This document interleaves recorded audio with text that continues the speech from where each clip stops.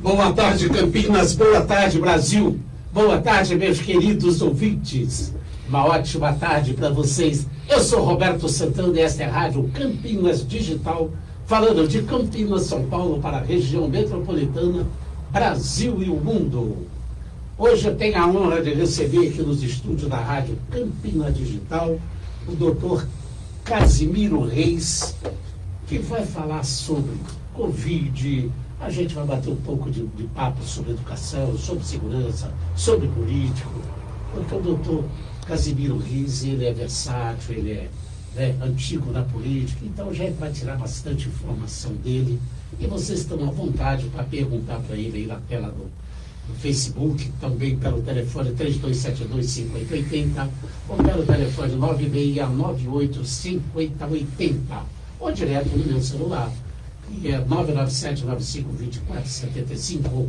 Também tem a honra de recebê-lo aqui do estúdio da Rádio Campinas Digital, a Súria, que também entende muito de política, já foi assessora do Dr. Hélio, do PDT, e agora também está no PDT, não é isso? Sim.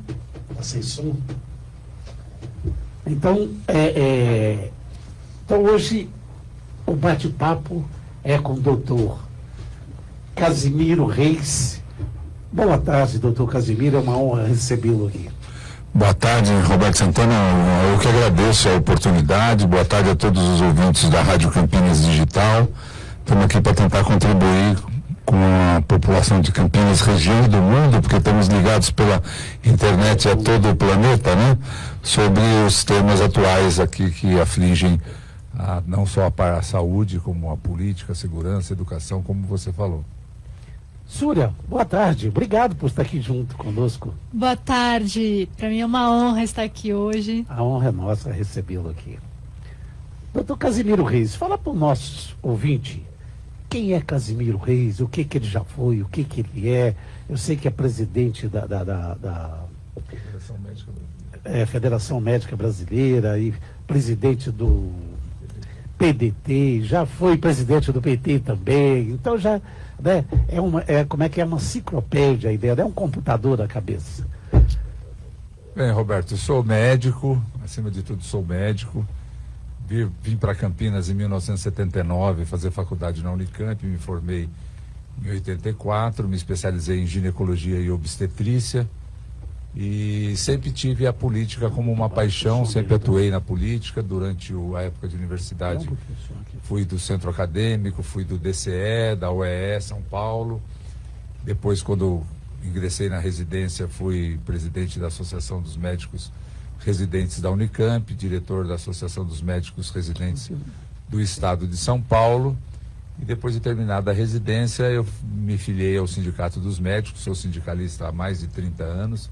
Tenho 37 anos de formado e há 30 anos sou do Sindicato dos Médicos. Tive a oportunidade de presidir durante 2 períodos o Sindicato dos Médicos de Campinas e região. E atualmente presido a Federação Médica Brasileira. Também de 2013 a 2017 presidi o Partido dos Trabalhadores. E agora, esse ano, assumi a presidência do PDT. Acabei de assumir a questão de um mês atrás a presidência do PDT e podemos até depois conversar como é que se deu essa mudança. Eu fiz de 2017 a 2018 uma especialização em economia do trabalho no Instituto de Economia da Unicamp, onde eu tomei o conhecimento da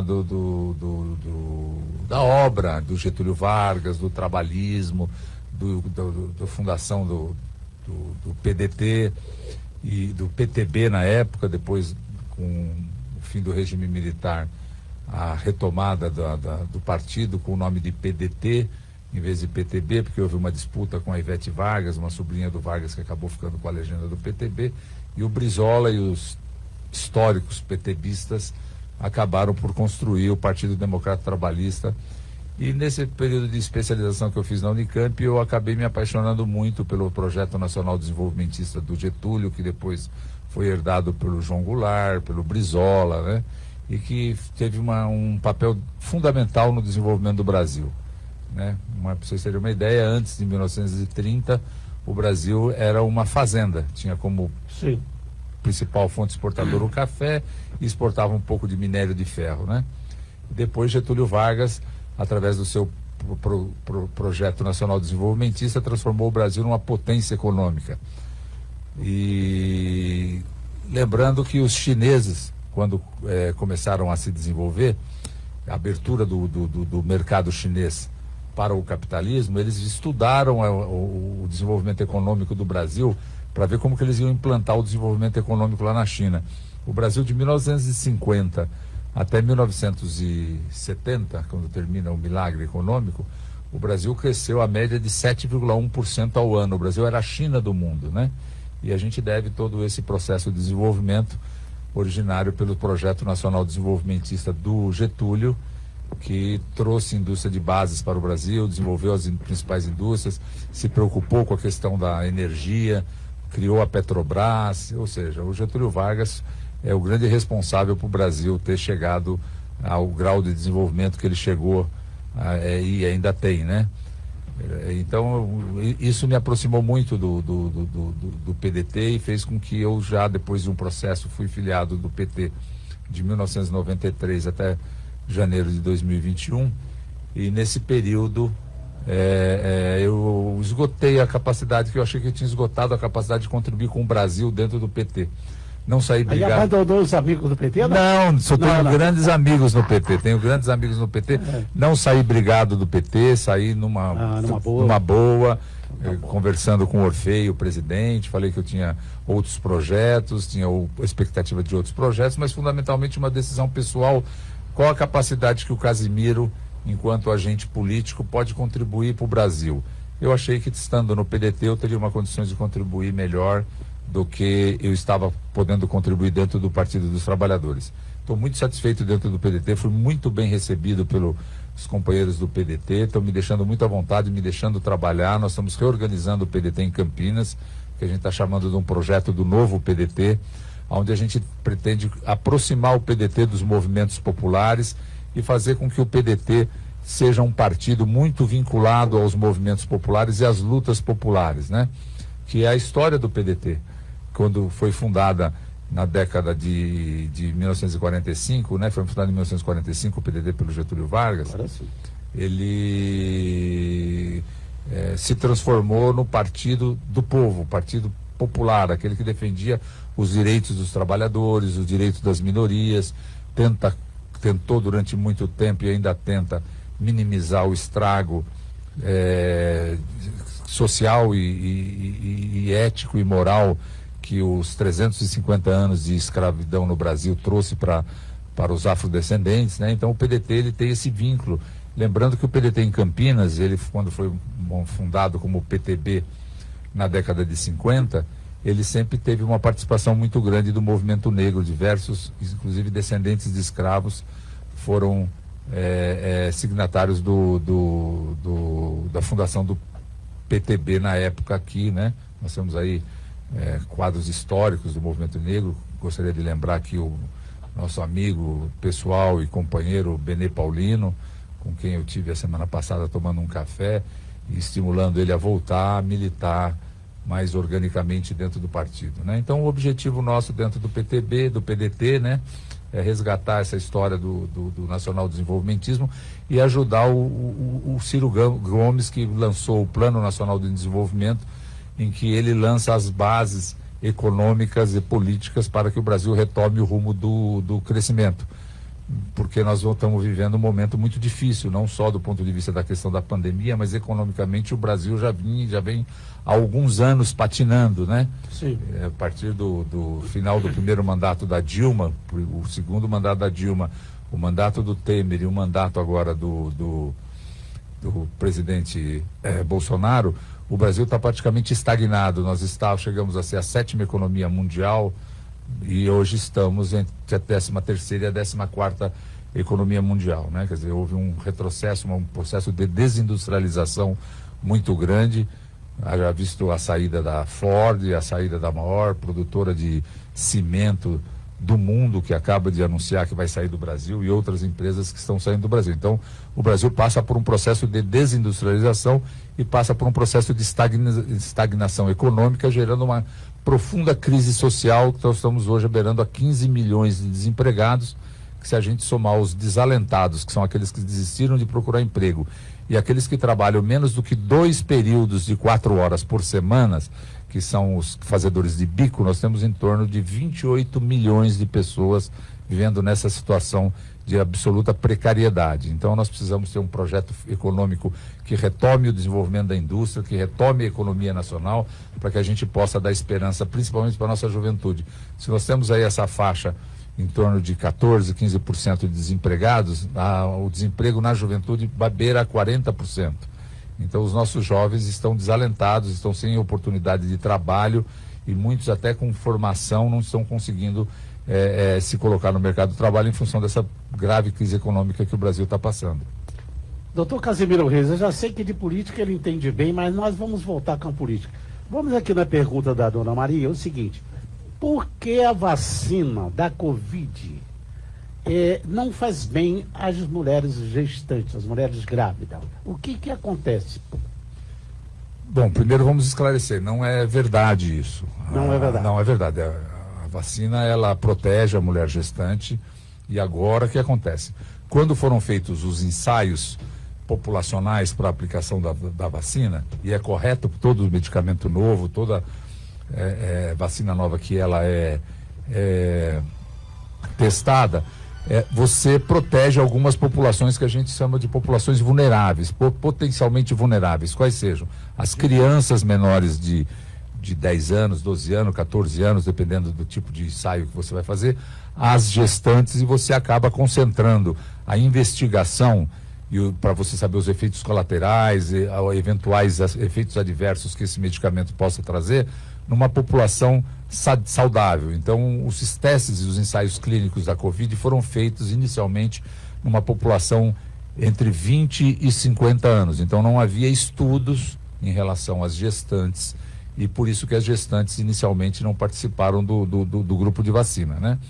Veja bem, a população de maior risco desde o começo da pandemia sempre foram os acima de 60 anos, né?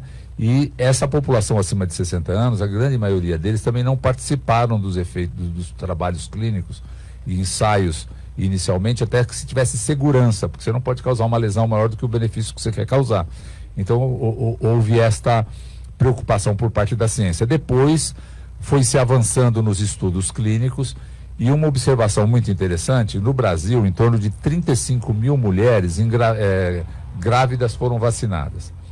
Ou porque não sabiam que estavam grávidas, ou porque engravidaram no período entre a primeira e a segunda dose, né? Tomaram a vacina e logo depois engravidaram. E nenhuma dessas apresentou nenhum tipo de efeito colateral grave, nenhum problema sério. Isso hoje dá à ciência segurança de estender a vacinação para a gestante, o que é muito importante, muito importante. A gestante se transformou ao longo do tempo, a gente não conhecia o coronavírus, como ele se manifestava, pegava primeiro população mais idosa, depois a gente começou a ver que ele começou a pegar populações mais jovens e começou a pegar algumas características que a pessoa possa ter, que possa facilitar o desenvolvimento dos casos mais graves. A gestação é uma delas. Por que a gestação coloca a mulher no risco? O risco de uma mulher não grávida em relação ao risco de uma mulher grávida de pegar Covid e desenvolver os casos graves é 13 vezes maior. 13 vezes maior. Aqui não está grávida. Aqui está grávida. Aqui está grávida. Tem 13 vezes mais risco de desenvolver casos graves do que as não grávidas. Por quê? A gestante, ela produz um receptor que é importante no desenvolvimento da placenta, da neoformação de vasos, que vão ser importantes para a nutrição do nenê. Ela produz um número maior, ela tem em torno de 2 a 3 vezes mais receptores ECA2 do que a mulher não gestante. Então é como se ela tivesse 2 a 3 vezes mais portas abertas para a entrada do vírus, porque o ECA2 é um dos receptores que o vírus usa para entrar dentro da célula humana e reproduzir o seu RNA lá. Resumindo, hoje o senhor aconselha a mulher que está grávida a não tomar a vacina? Tomar a vacina. Tomar a vacina. Tomar a vacina. Entendi. Já existem, o Plano Nacional de Imunização tem um plano já de vacinação das gestantes que se baseiam em 2 fases. A primeira fase, que está começando agora, inclusive o governador Dória anunciou junto com o Ministério da Saúde, vão se vacinar todas as gestantes com comorbidades. Gestantes diabéticas, gestantes cardiopatas, gestantes que têm hipertensão, lúpus, ou seja, todas as gestantes que têm alguma comorbidade, nesta primeira fase serão vacinadas. E na segunda fase a vacina vai ser estendida para todas as gestantes, independente do tempo de gestação que ela está. Porque quando ela não causa dano na mulher, levando a óbito, por exemplo, só em 2021, nós já temos o dobro de óbito de materno. O óbito materno é quando a mulher morre ou grávida ou logo após ganhar o nenê, na fase que a gente chama de puerpério. Então a mortalidade materna no Brasil, por causa da COVID, do coronavírus, já está no dobro da mortalidade materna que houve no ano de 2020, tá? Além disso, ela causa microtromboses na placenta e leva a um número maior de partos prematuros. Então nós estamos tendo uma epidemia no Brasil de abortos, que é quando a interrupção da gravidez ocorre antes da 20ª semana, graças a essas, por causa dessas microembolias e desses micro alterações vasculares que sofrem na placenta, há um aumento significativo do número de abortos e há um número significativo de nenês prematuros, né?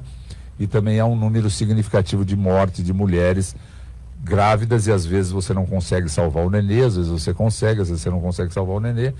E você também tem um número muito grande de mulheres que recém deram à luz, que acabam morrendo porque o caso delas se agravam progressivamente, né?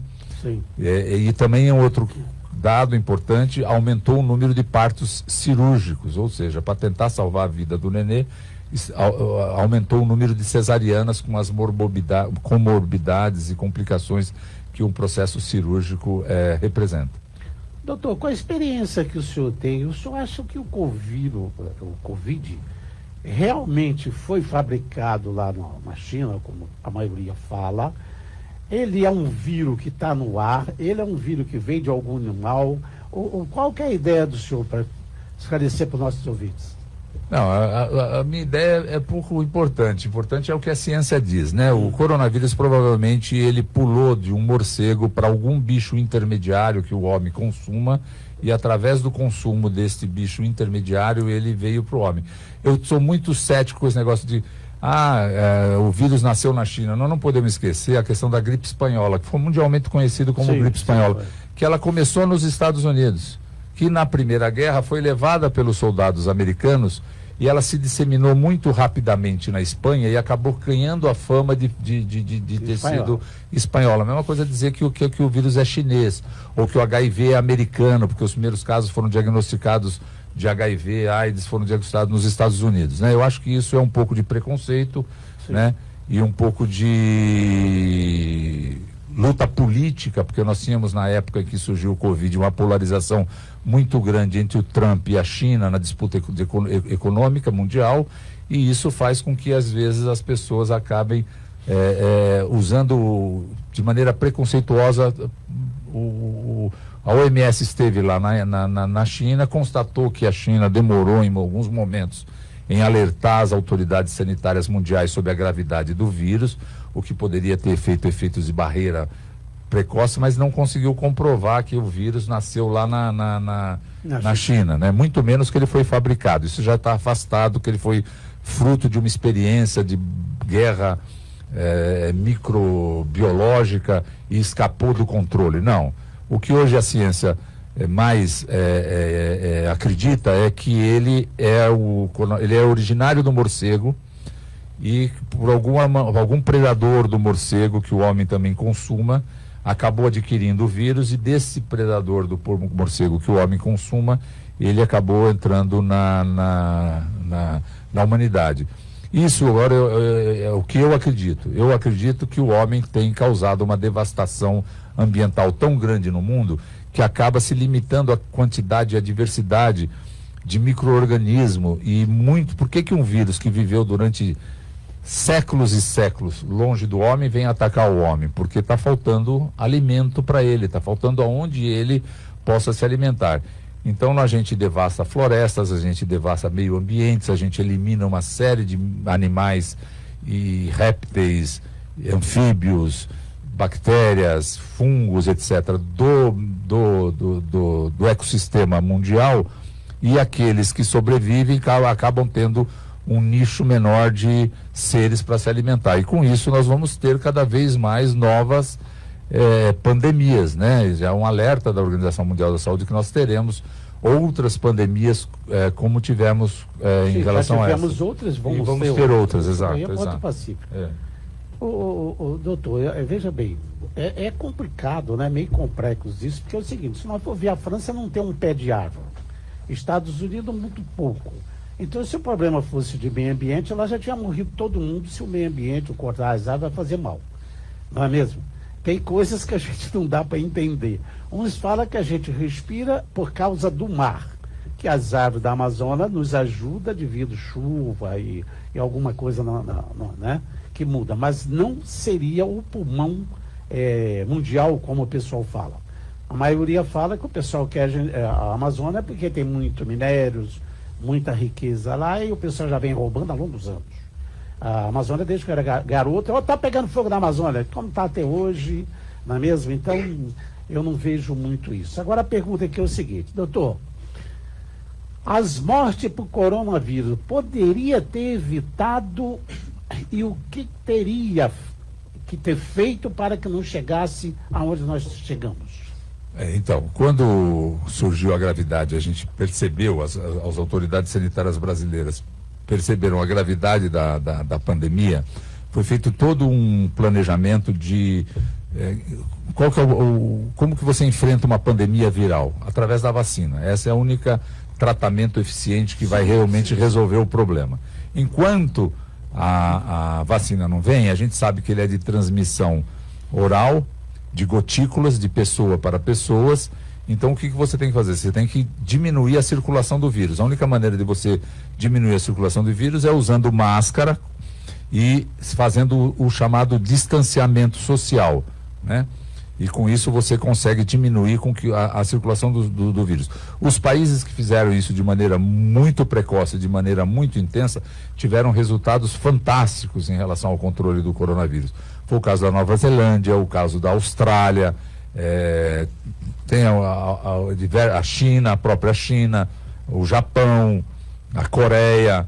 Diversos países do mundo tomaram atitudes muito fortes em relação ao distanciamento social. Com isso, eles puderam e já estão podendo agora retomar suas atividades sociais e econômicas, porque lá a pandemia ficou totalmente sob controle. Os países que não acreditaram nisso, ou não apostaram intensamente nisso, como Estados Unidos, Brasil e a Índia, são os recordistas mundiais de caso e de mortalidade, porque o vírus não brinca em serviço. Se ele tiver a oportunidade de disseminar, ele se dissemina. E ele é altamente adaptável. Ele começou pegando organismos mais fragilizados, que eram os acima de 60 anos, e hoje está pegando. Tivemos ontem a morte do Paulo Gustavo, 42 anos, uma pessoa rígida, não tinha comorbidade. Temos aí diversos exemplos hoje de pessoas rígidas, jovens, sem comorbidades anteriores, que é o que o vírus está se disseminando. E outra característica também é o seguinte: quando você faz o isolamento e diminui o espalhamento do vírus, o vírus vai se reproduzindo e vai se espalhando, ele tem um tempo de vida no meio ambiente muito curto. Então você não deixa ele se espalhar de maneira tão generalizada como ocorreu no Brasil, nos Estados Unidos, e está ocorrendo agora de maneira dramática na Índia, com já mais de 10 dias, com mais de 350 mil casos diários, né? Ontem a China bateu o número de mortes diárias, 3.875 mortes pelo Covid-19, né? E a vacina vindo. Então, nós estamos muito perto de controlar essa pandemia, muito perto mesmo. Questão de 12 a 18 meses, a humanidade vai estar completamente tranquila em relação ao Covid-19, graças às vacinas. As vacinas que tiveram aí um tempo recorde porque as coisas não acontecem por acaso, viu? Eu vejo que o Brasil também é muito preparado em matéria de vacinação, né? Nós temos um dos maiores corpos técnicos de vacinação. Só tem a vacina que o SUS tem uma capilaridade muito grande, o Sistema Único de Saúde. E o sistema de imunização brasileiro sempre foi muito bem elaborado e os nossos profissionais da área de saúde são muito bem treinados para vacinação. O que chega de vacina é rapidamente usado e são aplicados, tanto que agora estamos faltando porque não chegou na quantidade que precisava chegar. Eu não tenho o que reclamar, que eu já tomei as duas, inclusive. Eu não também. tem problema de atraso nem nada. Doutor, tem outra pergunta aqui, é o seguinte. O senhor não acha que deveria deixar a responsabilidade do coronavírus só para o governo federal? O senhor acha que foi legal o Supremo Tribunal Federal se meter na presidência e dar poderes aos governadores e os prefeitos? O senhor não acha que isso atrapalhou bastante? Afinal de contas, nós estamos com 2 vírus no Brasil. O vírus da corona, a pandemia da corona e a pandemia política.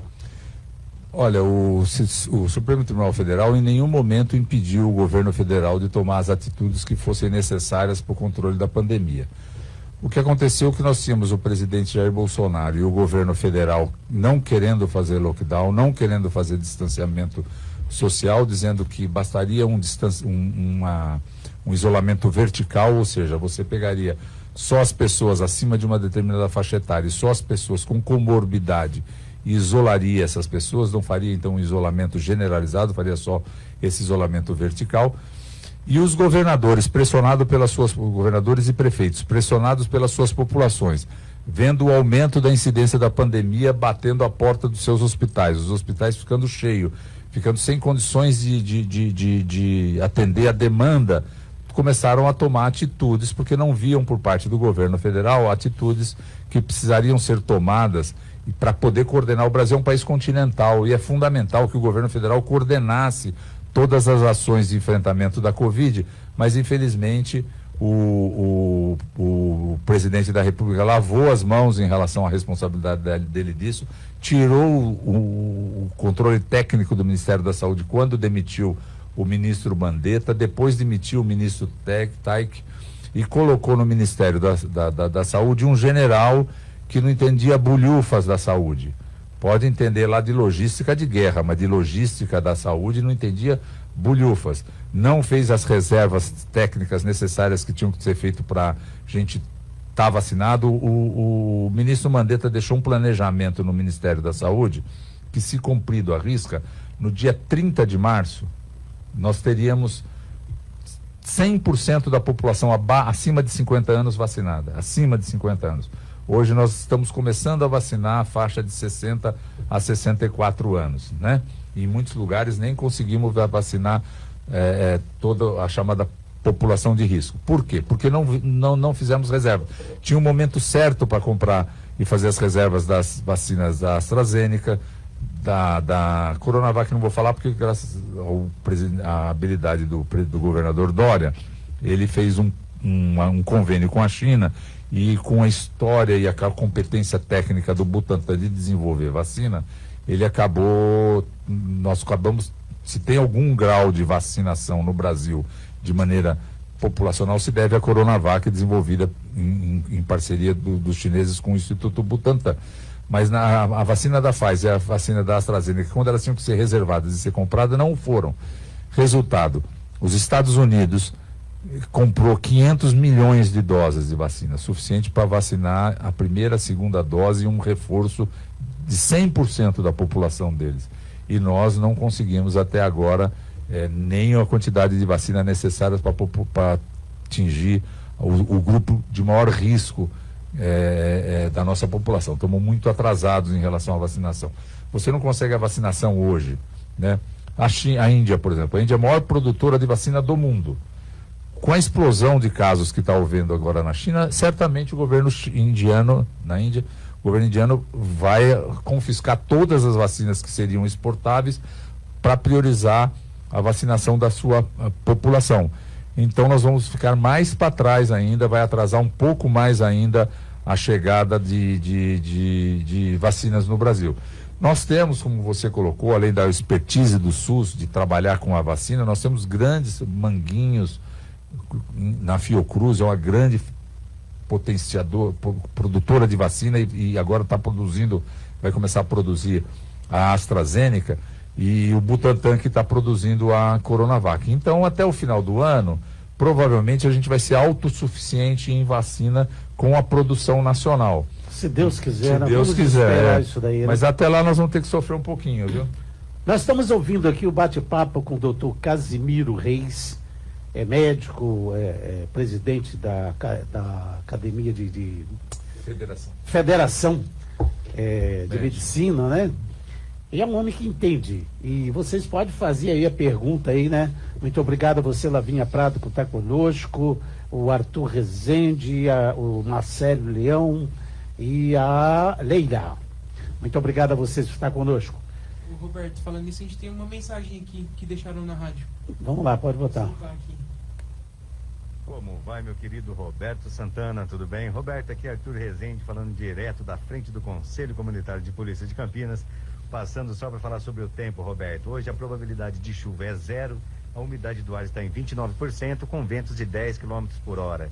29 graus nesse momento, Roberto. Um grande abraço para vocês, um grande abraço, estenda meu abraço para o Dr. Casimiro Reis e para todos que estão aí no estúdio da Rádio Campinas Digital. Um grande abraço. Muito obrigado, meu querido Arthur Rezende. Forte abraço. Minha querida Súria, deixa eu ouvir você falar alguma coisa também, né? O que você tem a falar sobre Covid? Não, eu não sei, eu devia fazer para ele a pergunta, não vou fazer para você, depois ele responde. Porque eu tenho amigos meus, por exemplo, que o esposo pegou a Covid. A esposa dormiu com ele todos os dias, tratou dele, outro filho pegou, ela tratou. Os outros 2 filhos não pegou e nem ela. Como é que é esse maldito vírus? Vem da onde? Ele está onde? Como é que a gente traz ele para dentro de casa? Ou como não traz? E por que tem famílias inteiras, que é o caso da minha, 200 e poucas pessoas, ninguém pegou? O que acontece? Por que isso? Será que eu sou privilegiado por Deus? Me explica isso. Roberto, olha, eu posso te dar exemplo de família. Também aconteceu isso? Sim, tem alguns casos na minha família e a minha cunhada pegou, ela trabalha no banco, né? E aí os filhos não estavam indo para a escola, o esposo estava em casa e ela levou para casa. Ela pegou uma carga viral muito forte, o esposo dela tem comorbidade e a carga viral dele foi menor. Então, assim, é pesado, né? Porque a quantidade de vírus, o vírus ele é muito devastador para o corpo, mas é como se fosse uma loteria, é uma coisa muito impressionante. Porque se ele tem problema, já deveria pegar dele, né? Muito forte também. A carga viral que ele pegou, apesar de ter pego dela, foi menor. Pois é, e ela está sofrendo muito mais, ela está com o comprometimento do pulmão dela está muito maior. Graças a Deus ela está se recuperando, todos eles estão se recuperando. As crianças pegaram, mas pegaram pouco, né? Para eles foram uma carga viral bem menor. Mas isso é uma loteria, depende muito de pessoa para pessoa, né? Tem você acha que tem pessoas que eu conheço. O fator do sangue diferente um do outro? Será que é isso, não? Os estudos estão avançando para tentar descobrir da onde que vem essa diferença, porque tem famílias que estão morrendo assim, todas as pessoas. Sim, tá levando famílias inteiras ou tá levando todos os idosos da família. Verdade, pai, sogro, mãe, sogras, tios. Então, assim, é bem complicado, assim, tem muita coisa que a gente ainda não sabe sobre o vírus, que ainda precisa avançar muito nos estudos. Mas acho que o Casimiro consegue explicar na forma científica. Pra você justamente a gente empurrar para ele. Doutor, o que o senhor tem a explicar sobre isso? Realmente é uma incógnita. A ciência explica muita coisa, mas não explica tudo. Nós sabemos das suscetibilidades individuais. Nós temos dentro das nossas casas muitas pessoas que falam, olha, fulano fica gripado todo ano, às vezes 2, 3 vezes por ano, e o irmão não pega uma gripe faz 10 anos. É meu caso. Isso é a suscetibilidade individual. Nós temos 2 tipos de defesa. A defesa mecânica, que é quando a gente entra em contato com o bicho, aí o nosso organismo produz um linfócito T que vai lá e tenta comer o bicho antes dele entrar na célula, e a defesa imunológica, que é depois que o bicho entrou na célula e a gente desenvolve os anticorpos. Provavelmente essas pessoas que têm quadros leves ou até são mais assintomáticas, elas têm uma defesa mecânica desenvolvida por esses linfócitos T, muito mais eficiente do que as outras. Então, quando penetra na célula dessa pessoa, penetra uma quantidade viral muito menor, né?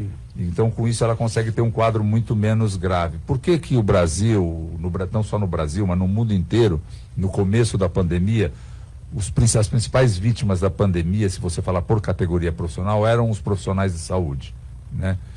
Não só médicos, enfermeiros, mas os profissionais de saúde em geral. Por quê? Porque como eles estavam num ambiente com uma carga viral muito grande, eles tinham contato com uma carga viral muito grande. Sim. Então, mesmo pessoas da área da saúde que são habituadas ao enfrentamento de ambientes de contaminação, não tinham capacidade de desenvolver essa primeira defesa mecânica, que é dos linfócitos T, numa velocidade suficiente para preparar o sistema imunológico dele para, num segundo momento, produzir. Eu rezo todo dia para anticorpos. que tenha saúde para cuidar da saúde da gente. Exato. Então, o que acontece? Se você tem uma infestação muito grande, é que nem quando você é picado por uma abelha ou se você é picado por 50 abelhas. O grau de estrago é completamente diferente. Se você usa máscara, se você se previne, mesmo que você tenha contato com o vírus, você vai ter uma carga viral muito menor do que quem não usa máscara, quem frequenta a balada, quem se aglomera, quem não está nem aí para as medidas de prevenção. Então, essas pessoas que não se cuidam, elas estão sujeitas a uma carga viral muito maior, o que dificulta a defesa mecânica e, consequentemente, numa segunda etapa, dificulta a defesa imunológica também. Agora, tem a suscetibilidade individual. Tem famílias inteiras sendo devastadas, causando uma tragédia aí sem tamanho, né? Que vai repercutir futuramente aí diversas crianças sem pai, sem mãe, diversas crianças que são órfãos do Covid, né? Então, nós vamos ter ainda problemas sociais muito mais sérios. Principalmente da educação dessas crianças que não estão indo na aula. Exato. E o nosso estudo, que já era ruim, vai ficar muito pior. Doutor Casimiro Reis, o senhor não acha que se continuar tudo fechado como os governos queriam, a situação do Brasil não ia ficar muito séria e muita gente não ia morrer de fome, porque nós já temos gente morrendo de fome, com desempregos, a empresa tudo quebrando, fechando. Não seria tão pior quanto o Covid? Não seria. Eu vou explicar por quê. O Brasil hoje é uma potência econômica. Nós temos aí em torno de 400 bilhões de dólares de reserva. Nós temos uma poupança interna pungente. O que precisava ter feito logo no começo? Você fazer realmente um bloqueio, né? E era fácil, porque a gente viu o exemplo que aconteceu na Ásia. Mas depois... o próprio governo fez um carnaval, depois fez eleição. Exato. Então todo mundo errou nisso aí, todo mundo errou, nós vamos chegar lá. Não. Então nós vimos o que estava acontecendo na Ásia, depois nós vimos o que estava acontecendo na Europa, depois nós vimos o que começou a acontecer nos Estados Unidos. E se você for ver a primeira onda, aonde começou? São Paulo, Pernambuco, Fortaleza, Manaus, todos hubs de avião e onde chega muita gente do exterior. Então, se nessas cidades, logo no primeiro momento, fosse feito um bloqueio para valer, seria economicamente muito mais barato, porque você bloquearia poucos espaços e você conseguiria, através de um processo que a gente não fez também, de testagem em massa, porque a hora que você testa em massa, você sabe para onde o vírus está indo. Então você consegue fazer barreiras localizadas, sem precisar parar o país inteiro, sem causar o caos econômico que a gente fez. E o Estado precisa, para você falar para a pessoa, olha, você tem que ficar em casa, você não pode abrir o seu comércio, você não pode abrir o seu pequeno negócio, você não pode sair de casa para não ajudar na propagação do vírus, o Estado tem que intervir pesadamente e dar condições de sobrevivência para essa... Exatamente, sobrevivência para essas pessoas. Foi o que os Estados Unidos, que é o país mais liberal do mundo, né, fez, dando lá bolsas em torno de $600 por semana num primeiro momento, que depois chegou a $1.200 por semana para sua população. A Europa fez isso amplamente, a Nova Zelândia, a Austrália, todos os países do mundo fizeram. Nós não tivemos uma primeira onda tão devastadora como está tendo essa segunda onda, meu caro Roberto. Por quê? Porque teve o auxílio emergencial de R$600. né? Foram algumas linhas de créditos para o comércio, o pequeno comerciante, o dono de um restaurante, o dono de uma confecção, o dono de uma pequena loja. Ele não pode abrir o seu negócio com o risco que ele está correndo, mas se ele vai morrer de fome, ele vai lá e abre. Ele abre, Mas não tem como. Se ele vai morrer de fome. É o instinto. instinto natural de sobrevivência do homem, que é comer. Se esse primeiro instinto não é satisfeito, lógico que ele abre. Então faltou a presença do Estado. A presença do Estado brasileiro dando garantia de sobrevivência para as pessoas físicas do ponto de vista de poderem ficar em casa e para o pequeno e médio comerciante poder falar, olha, eu vou ficar em casa, vou ficar sossegado, mas eu tenho uma linha de crédito, que nessa linha de crédito eu vou poder manter os meus impostos, as minhas... Mas aí não estoura o orçamento do governo e aí não causa um problema pior? Muito menor do que está estourando com o grau de desativação da economia brasileira. E essa roubalheira que teve aí, que nego roubou adoidado, aí também Tem você que ir pra libera cadeia. mais dinheiro, nego não roubava mais? Tem que fiscalizar.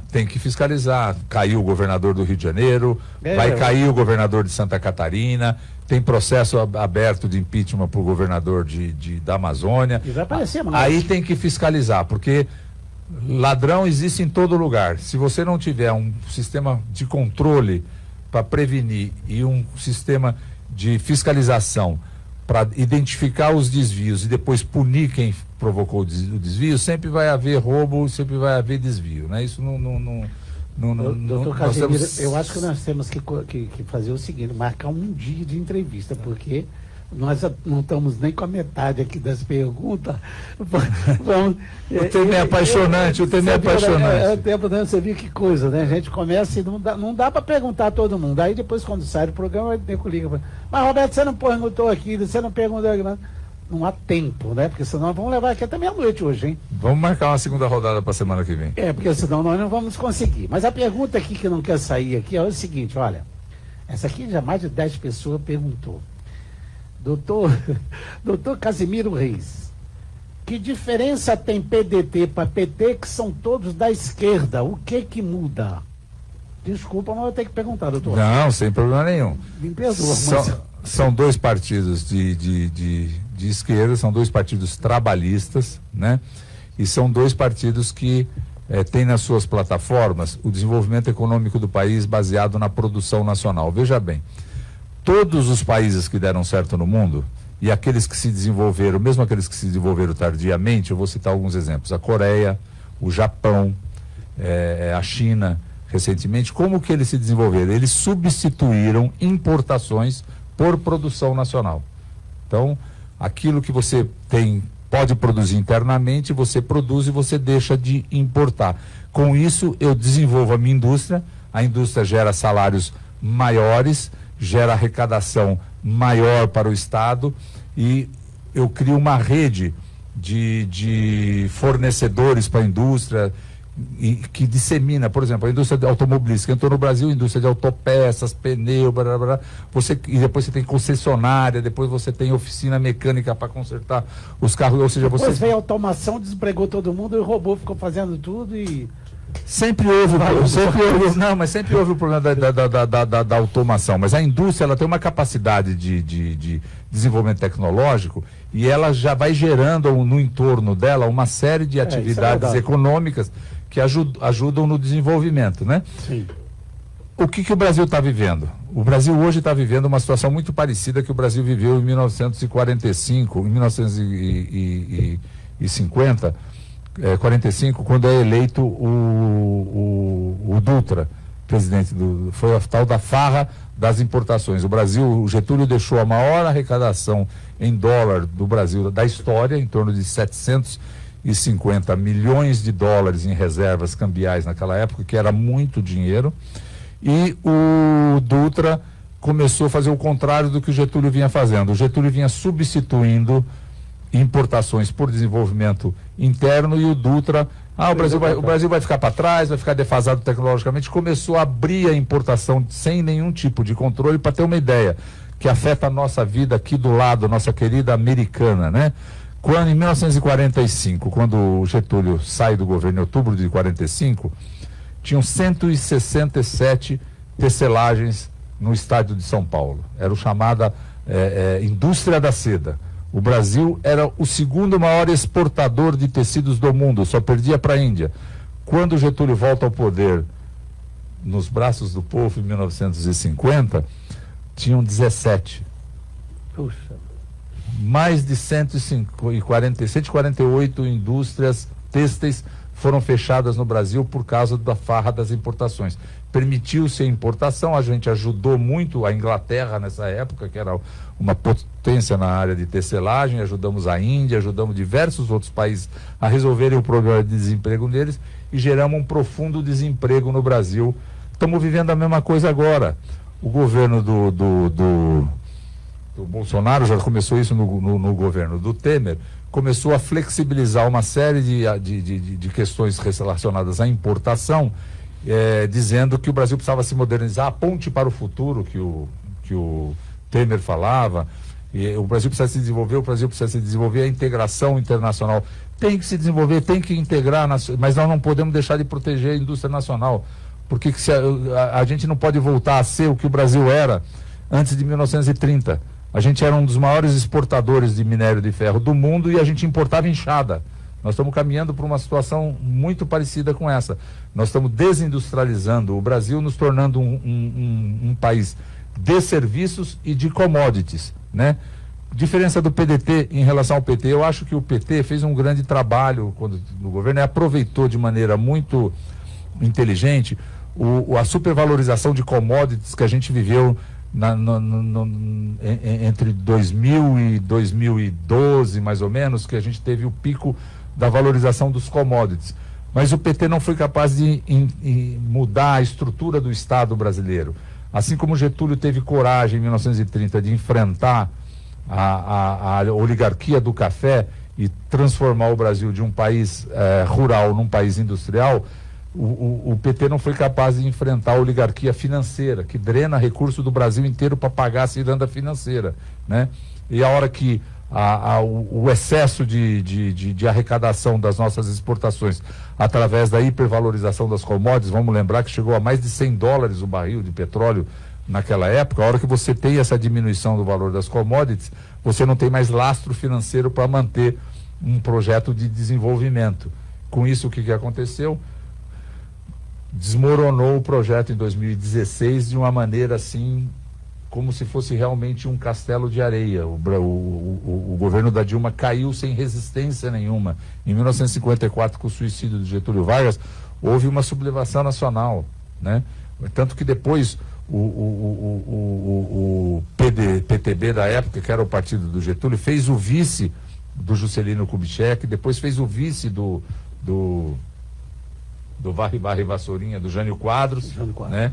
E manteve o Brasil num projeto nacional desenvolvimentista por mais 10 anos.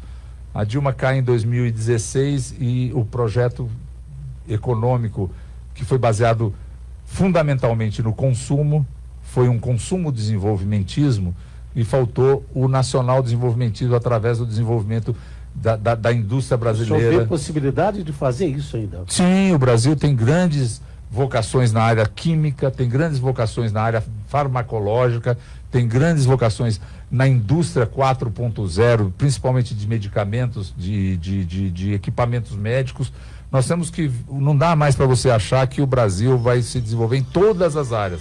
Nós temos que ver aquelas onde nós temos mais vocação, agregar valor à nossa produção, né? Em vez de ficar vendendo soja, a gente pode vender óleo de soja, a gente pode vender produtos da soja manufaturada. A grande maioria da soja, 90% da soja que é importada da China, do Brasil, é para ração animal. Por que a gente, em vez de vender soja, não vende ração, que tem um valor agregado muito grande, e a indústria de ração não é uma indústria que requer uma tecnologia muito grande, um investimento como foi na época do Getúlio, ter a primeira siderúrgica no Brasil, que foi a de Volta Redonda. Ali sim foi um investimento e foi um esforço muito grande do governo brasileiro para desenvolver uma siderúrgica. Você desenvolver ações industriais hoje no Brasil, daquilo que é a vocação do Brasil. O Brasil não é agro, o agro não é tudo. Então vamos fazer uma agroindústria forte, pujante, não só sendo campeão de exportação de grão, que tem um valor agregado muito pequeno. Eu acho que a salvação do país foi a agricultura, que senão nós estaria numa situação muito pior. Tanto é que a gente vai no interior, eu fui esse dia passado numa cidade aí chamada São Francisco do Itabapoana, cidade de 50 mil habitantes, não tem um pedinte na rua, não tem um morador de rua que dorme na rua, nada disso. E lá é agronegócio, plantação de abacaxi, de cana, de maracujá, de goiaba, essas coisas.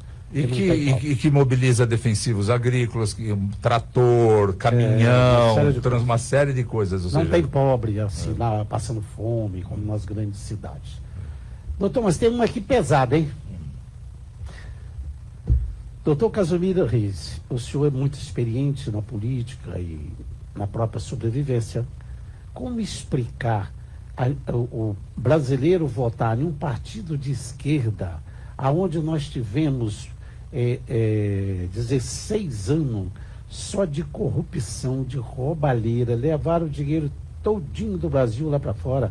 O senhor acha que o brasileiro vai ter coragem de votar ainda na esquerda? Não só vai ter... Aonde todo mundo do governo foi preso e ainda estão presos um pouco. Não só vai ter coragem, como vai ser necessário. Por quê? Vamos entender o Brasil. Antes de 1930, só partido de direita tinha governado o Brasil. O Brasil estagnou e andou para trás. De 1930 a 1945, Getúlio Vargas foi o maior período de crescimento da história do Brasil. 1945 a 1950, com o Dutra, outro governo de direita, o Brasil estagnou e andou para trás. De 1950, com a volta do Getúlio, até 64, com o golpe militar, todos os governos tiveram participação forte dos trabalhistas. O Brasil cresceu a mais de 7% ao ano. Teve o período militar que o Brasil cresceu bastante, mas cresceu bastante às custas do empobrecimento do seu povo. O salário mínimo ficou congelado mais de 15 anos durante a ditadura. Não houve crescimento de salário, o Brasil não tinha um mercado interno como tem hoje. Por quê? Porque tinha salários muito pequenos. Foi feito um estímulo de migração do campo para a cidade, isso proliferou as favelas e os grandes conflitos e os grandes deficiências urbanas que o Brasil tem hoje, vem dessa época de uma migração em massa do campo para a cidade, porque o Brasil começava a aumentar a sua industrialização e precisava de um mercado, precisava de mão de obra. Criou-se um exército gigantesco disponível de mão de obra nas grandes cidades, e isso não trouxe valor pro salário do trabalhador. O que aconteceu? Assim como quando desmorona o governo da Dilma, a hora que se esgota o projeto militar, o Brasil se desmorona e entra numa das maiores crises da sua história, que é chamada as décadas perdidas, que é a década de 80 e a década de 90, onde o Brasil ficou absolutamente estagnado, que foram marcados pelo governo Sarney, governo Collor, Itamar, e depois o governo Fernando Henrique Cardoso.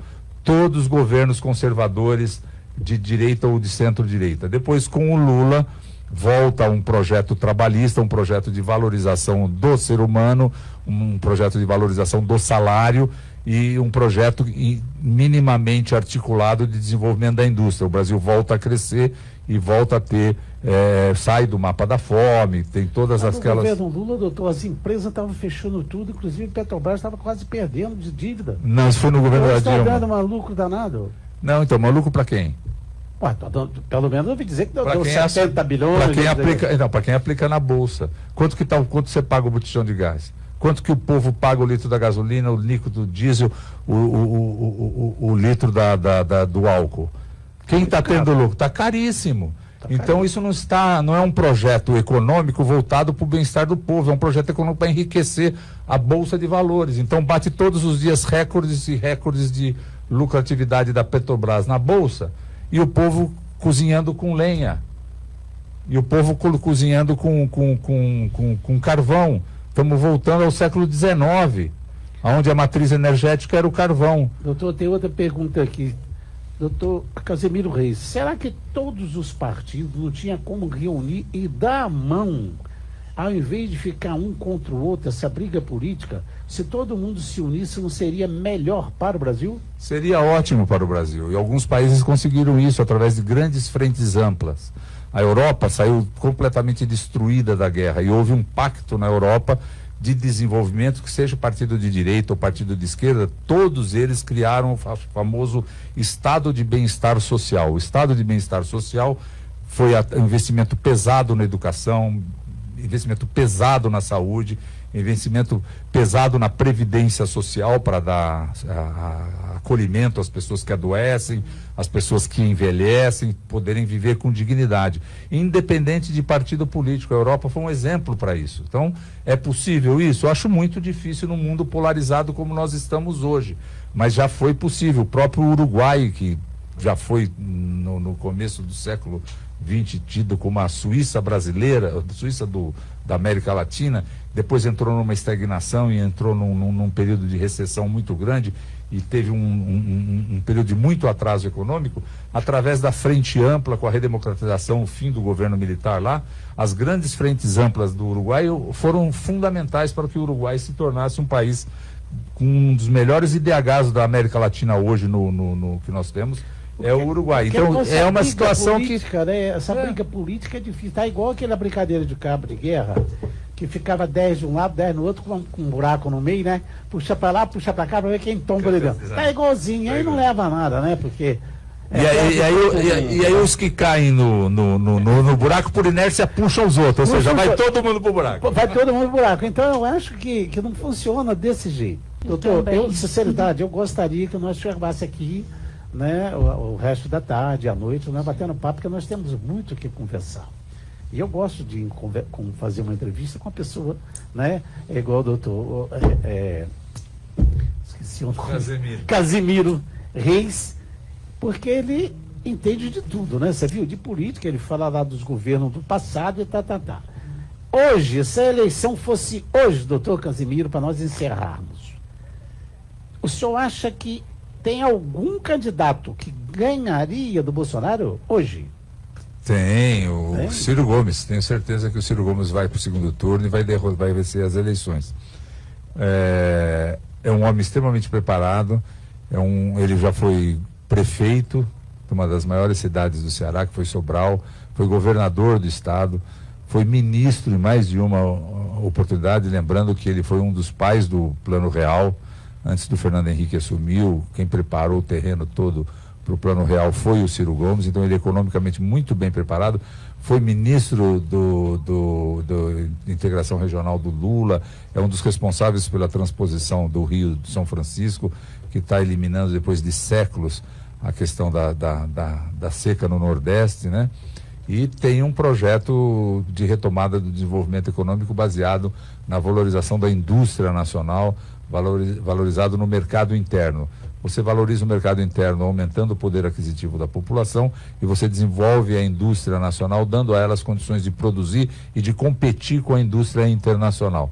Se você não tiver a indústria brasileira capacidade de competir com a indústria internacional, você não vai conseguir desenvolver a indústria brasileira a contento quando ela precisa se desenvolver. Então eu tenho absoluta certeza que não só tem competência de formação para governar e fazer um grande governo no Brasil, como tem experiência política suficiente para enfrentar essa eleição, ir para o segundo turno e vencer as eleições em outubro de 2022. Se Deus quiser, estaremos elegendo Ciro Gomes. Então, na opinião do senhor, o Bolsonaro vai para o segundo turno? Olha, eu não tenho essa certeza, não. A gente estava conversando, o Bolsonaro tem 30%, tem 30%. O núcleo de inteligência, de política, eu não vou citar o nome agora para não ter autorização, de uma grande universidade brasileira, fez um estudo que o núcleo duro do Bolsonaro é 12%. Ele tem 18% de pessoas que são fortemente simpatizantes dele. Já chegou a ter mais de 50%, por isso que foi eleito. Hoje ele está mantendo a popularidade dele lá em torno de 30% a 35%. Mas o núcleo duro, que é aquele que não abandonaria o Bolsonaro de jeito nenhum, é em torno de 12%. Se ele continuar com o governo ruim como ele está fazendo, a economia não crescendo, o povo morrendo, pela primeira vez nós vamos vivenciar esse ano um número menor de nascidos vivos do que de mortos. O Brasil, com o número de mortos pela Covid, está regredindo a sua população, está voltando literalmente para trás. Então, o Bolsonaro corre o risco de chegar nas eleições do ano que vem só com o seu núcleo duro. E com isso cresce a possibilidade de termos um segundo turno sem o presidente Bolsonaro. O que seria, na minha opinião, um castigo muito bem dado para ele em função do péssimo governo que ele está fazendo. Minha querida Cris de Paula, boa tarde, tudo bem? Muito obrigado por estar conosco. Aquela tarde linda, todos e deveria, ter apenas maiores para esses agressores. Mas eu não sei, viu, Cris, se a pena maior para os agressores está resolvendo, né? Porque estão castigando eles, botando um sei o quê, e parece que não está resolvendo nada, né?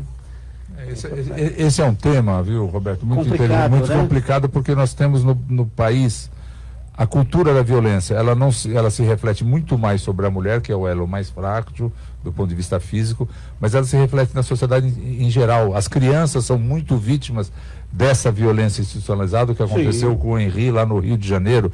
E hoje o problema que aconteceu, torcida de time de futebol, eu sou do tempo que eu ia no estádio lá no Pacaembu e as torcidas sentavam todas juntas. Sim, eu sou desse tempo. Era gostoso demais. Tem um irmão, e as famílias, ia tudo. Tem um irmão santista, meu pai palmeirense, outro irmão São Paulino, eu corintiano, a gente ia todo mundo junto assistir o jogo, voltava do estádio um tirando o sarro. Parece que ele é corintiano, viu? Quando eu conheci ele, era corintiano. Não sei se ele ainda continua. Sou corintiano.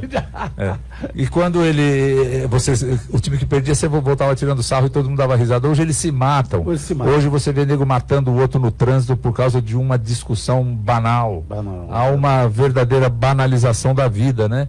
Então, as mulheres, não quero minimizar o sofrimento das mulheres, não é isso, as mulheres são as principais vítimas, porque elas, além de serem vítimas, elas têm que proteger as crianças, que são as segundas maiores vítimas.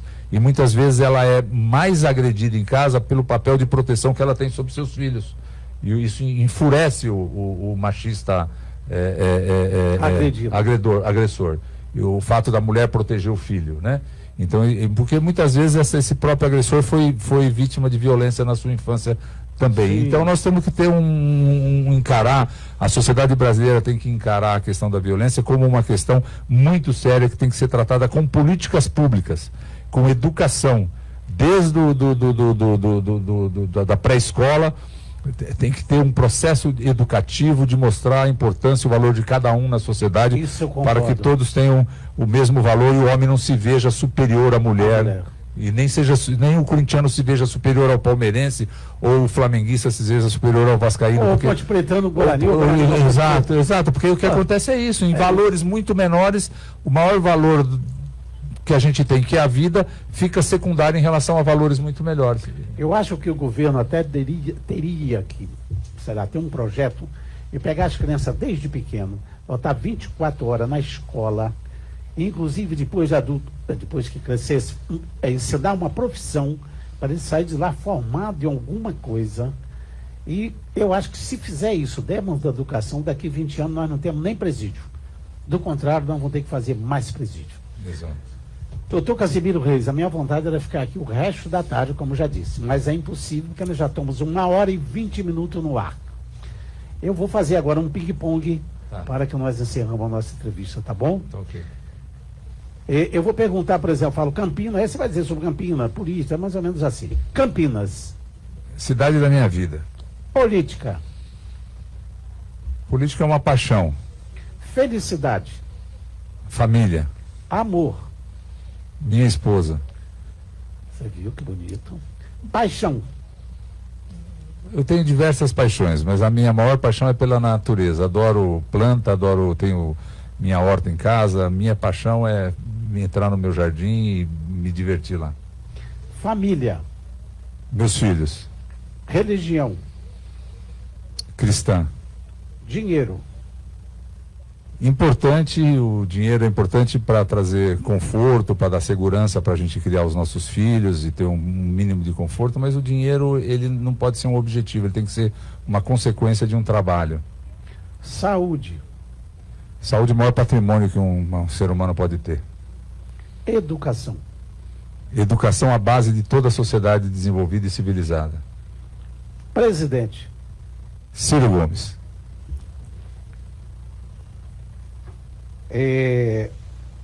Do passado, Getúlio Vargas. Do futuro, Ciro Gomes. Foi uma honra recebê-lo vocês.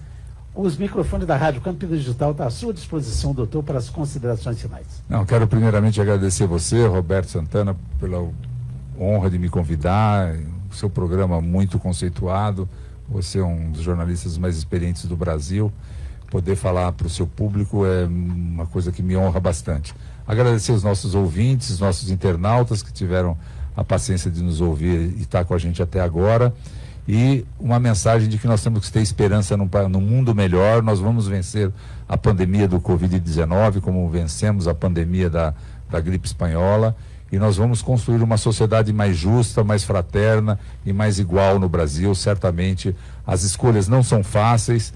No processo histórico há muitos retrocessos e muitos avanços, mas eu acho que nós temos um povo maravilhoso, um povo que tem compromisso com o trabalho, que tem uma formação humanística muito grande e que não pode ser julgado pelas exceções da tal da maçã podre que acaba contaminando todo o balde, né? Então eu vejo o futuro com muita alegria, com muita esperança e, acima de tudo, com muito otimismo. Acho que nós vamos, a partir do momento que nós estamos agora vencendo essa pandemia, nós vamos entrar num momento de prosperidade e de valorização da humanidade.